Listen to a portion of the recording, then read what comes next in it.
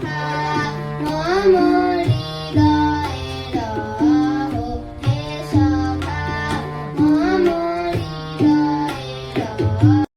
যেহেতু রবীন্দ্র জয়ন্তী, তাই রবীন্দ্রনাথ ঠাকুরকে স্মরণ করে আজকে আমি আমার ব্লগটি সকাল থেকে কি কি করেছি সেটাই শুরু করবো। তোমরা কিন্তু কমেন্ট করে জানাতে একদমই ভুলো না।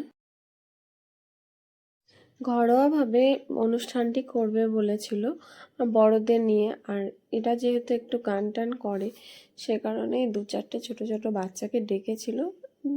ম্যাম ভালোবেসেই ডেকেছিলেন, সেই কারণেই যাওয়া হয়েছিল।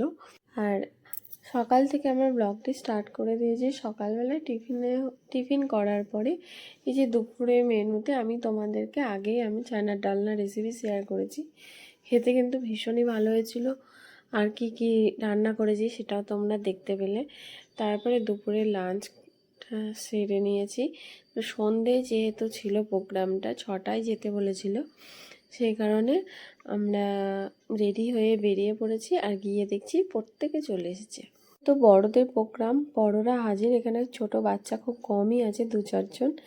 তো আমার ছেলেরও গান গাওয়া হয়ে গেছে। তারপরে সেখানে কিছুক্ষণ বসে থেকে বড়দের কিছু গান আমরাও শুনলাম। তারপরে আমরা এসেছি। এই ধরনের ছোট ছোট অনুষ্ঠান ভীষণই ভালো লাগে। সবসময় যে বড় অনুষ্ঠান ভালো লাগে তা নয়, ছোটোখাটো ঘরোয়াভাবেও ভালো লাগে। যাই হোক, তারপরে আমরা বেরিয়ে গেছি। আর রাস্তায় একটা কাণ্ড দেখে খুব হাসাহাসি করছিলাম। এই যে কুকুরটাকে দেখতে পাচ্ছ কিভাবে উল্টে শুয়ে আছে, আমরা তো ভীষণই হাসাহাসি করছিলাম আমি আর ছেলে। তারপরে তো লোকজন, এত গাড়ি, তার নয় ঠিক।